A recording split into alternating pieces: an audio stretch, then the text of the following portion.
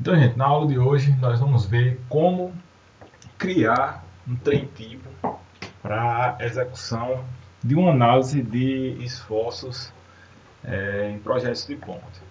Então, o trem tipo que a gente vai criar aqui vai ser um trem tipo bem básico, certo? Supondo que eu esteja projetando uma ponte com 3 vãos, uma ponte com 10 metros de comprimento, um vão central com 12 metros de comprimento e mais um outro vão com 10 metros. Então aqui a gente tem a pontezinha simples, a viga no caso, certo? Então, próximo passo a gente precisa apoiar. Supondo que eu vá utilizar um aparelho de apoio que permita rotação e não permita translação em nenhum dos lados. Então o apoio que a gente vai usar vai ser esse apoio aqui, que é o conhecido apoio do segundo gênero, certo? Depois que a gente apoia a viga, a gente vai apontar as propriedades do material. Nesse caso aí, eu vou usar um concreto FCK de 25 MPa. Então, a gente coloca aqui concreto. O modo de elasticidade para um concreto com 25 MPa vai ser 24.0080 MPa. E a gente aplica para tudo, que toda a viga vai ter essa característica, né? Todo o material da viga vai ter essa característica. Na sequência, a gente vem na definição da geometria da viga que a gente está trabalhando. E no nosso caso, a nossa viga é uma viga como essa daqui, que ela tem 2,90 de largura, 1,60 de altura e possui uma mísula de 10 centímetros. Então, como é que a gente vai fazer para encontrar, para determinar a seção dessa viga no F-Tool? A gente chega aqui, ó, e coloca B1, que a gente já viu aqui, é 2,90. 2,90 metros, convertendo aqui. A largura dela, B2, vai ser de 50 milímetros, 50 centímetros, 500 milímetros. E aí a gente tem TW, TW é da mesma espessura da alma, então a gente vai considerar aqui também 50 milímetros. Depois a gente vem a altura da mesa, no caso da gente a altura da mesa aqui 30 centímetros. Então a gente vai colocar aqui D1, a altura da mesa, ok. Na sequência, a gente vem que a mísula aqui vai variar 10 centímetros. Então a gente vai colocar aqui D2, 10 centímetros. E depois, D3, D4 e D5, a soma de tudo, eu vou ter D3, que seria até o ponto onde eu tenho uma alma reta, depois o ganho aqui da alma, do ganho de largura, e depois a sequência aqui da viga. Então, tudo isso daqui a gente vai considerar 1,20 m. Então, eu vou chegar aqui, ó, colocar D3 como 1,20 m e os outros valores zerados. E aí a gente já tem a geometria da viga. Vai ser essa viga que vai estar trabalhando em toda a ponte.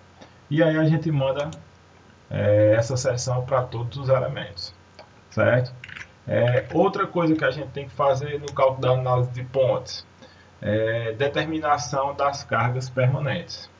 Determinação das cargas permanentes. E para isso, o que é que a gente faz? Eu vou considerar aqui somente carga permanente, eu vou considerar somente a viga que está aqui sustentando a ponte. A viga que está sustentando a ponte, certo? Então, para me determinar a carga permanente, eu tenho que determinar a área dessa seção. Eu tenho que determinar a área dessa seção. Quando eu determino a área dessa seção, olha, a área dessa seção é 1,79 metros quadrados. Quando eu multiplico por 25 kN por metro cúbico, que é a massa específica do concreto, eu vou ter 44,47 kN por metro, que vai ser a carga distribuída aqui na ponte. Logo, eu vou ter o que? 44,47 vai ser a carga que eu vou distribuir aqui.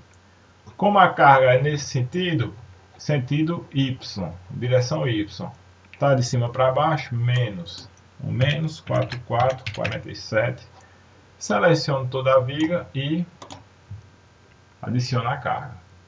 Essa vai ser a carga permanente. Quando a gente vai analisar os esforços, aí ele pede para salvar, videoaula de pontos 2, a gente chega aqui, ó, e determina os esforços na viga. Mas só que uma ponte ela não vai estar submetida somente ao peso próprio. Ela vai ter a passagem de veículos sobre a ponte. Nesse sentido, o que a gente vai ter que fazer? Para determinar a carga do veículo, a gente vem aqui, ó, trem tipo, trem de carga, o trem tipo da nossa ponte. E aí, como é que a gente cria um trem tipo? A gente vem aqui, novo, e vai criar TB45, que vai ser o trem tipo 450, na verdade, que vai ser um dos trem tipos que a NBR 7188 da norma brasileira de pontes, de carga de pontes, vai nos apontar. E aí a gente cria. Para criar um trem tipo, o que é que a gente faz? Se a gente for aqui observar, quando a gente trabalha com cargas de pontes, o veículo de uma ponte, ele tem 6 metros de comprimento e as rodas do veículo para projetos de pontes estão espaçadas em 1,5 metro entre elas e a extremidade do veículo, certo? Então, se o meu carro está passando aqui, ó, na ponte, se o meu carro está passando aqui na ponte e eu tenho um veículo aqui e ao redor eu vou ter carga distribuída, então como é que vai ser o meu trem tipo? À frente do veículo, para o cálculo de pontes com apenas uma viga, eu vou ter o quê? À frente do meu veículo, eu vou ter que distribuir a carga.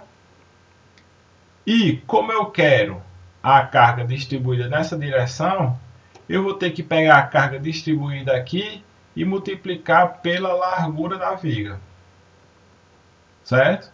Tanto na frente como atrás. Vamos lá, se eu tenho a carga distribuída aqui em toda a ponte e eu tenho o meu veículo tipo aqui, se eu quero determinar a carga à frente do veículo tipo, o que é que eu vou ter que fazer? Vou ter que multiplicar a carga que eu distribuí vezes a largura.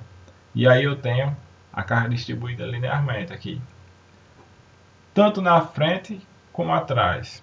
Mas veja, nesse trecho aqui onde o veículo está, eu vou ter o quê? Eu tenho a largura A, mas a carga distribuída não está ocupando toda essa área, porque uma parte dela está sendo ocupada pelo veículo.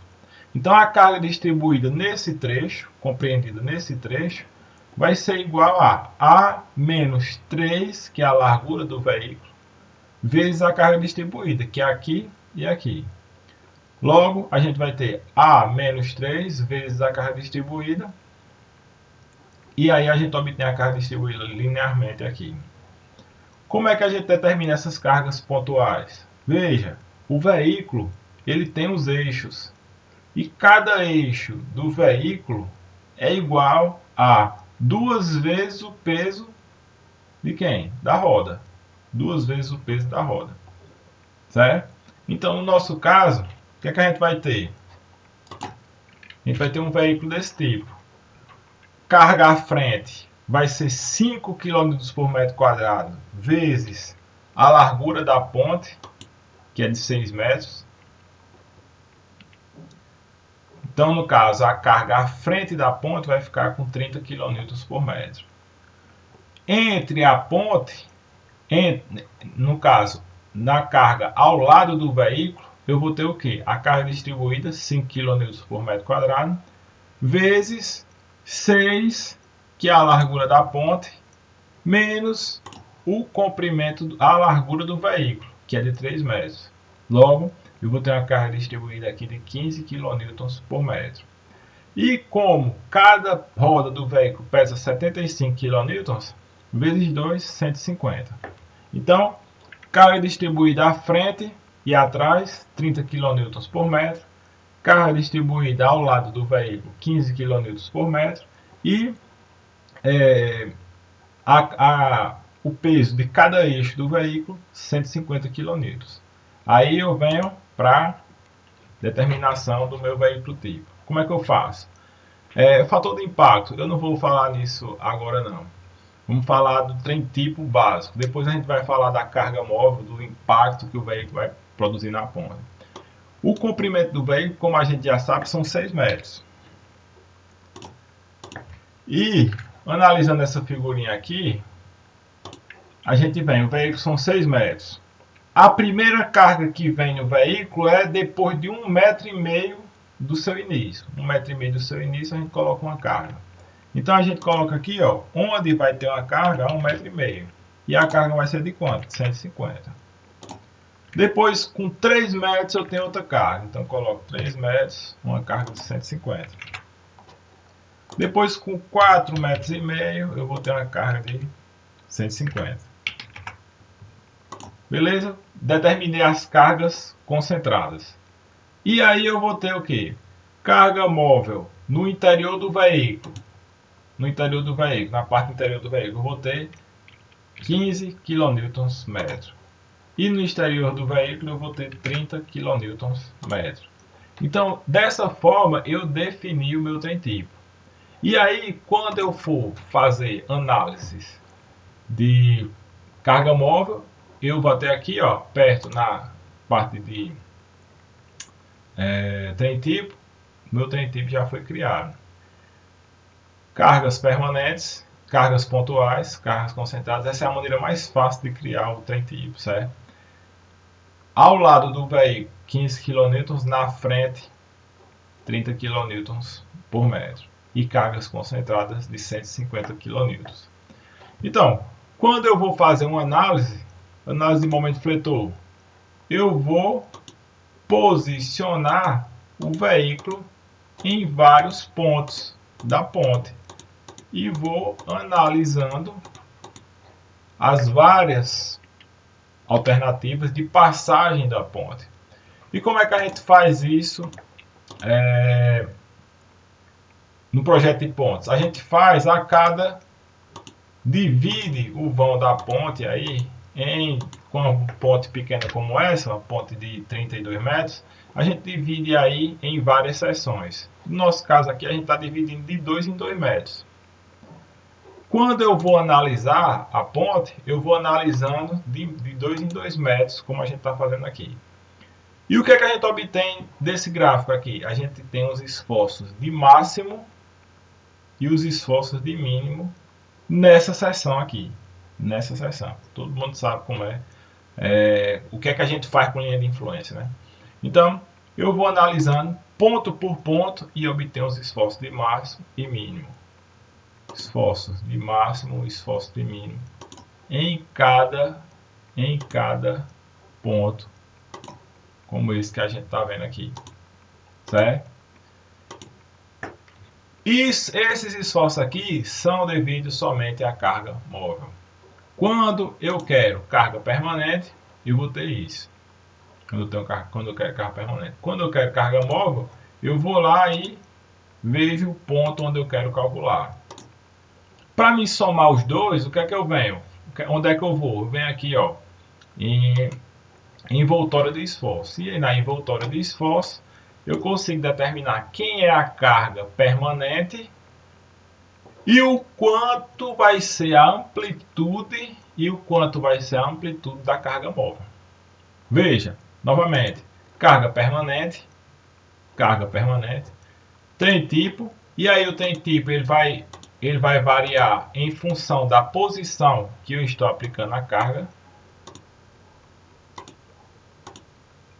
certo? Quando eu quero obter a envoltória, o que é que eu faço? Envoltória de momento fletor. E aí a gente vê que no caso de pontes, ela, quando ela não está submetida a nenhum veículo, a passagem de nenhum veículo, ela estaria aqui, ó.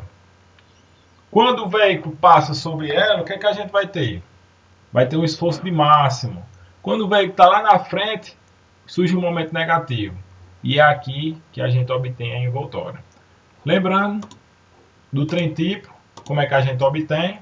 Cargas, comprimento do veículo, as cargas e a carga distribuída. Então, era isso para o cálculo de estruturas de pontes com apenas uma viga, como é o que a gente está vendo aqui. Depois eu vou mostrar o cálculo para o caso de pontes apoiadas em duas vigas. Ok? Até mais.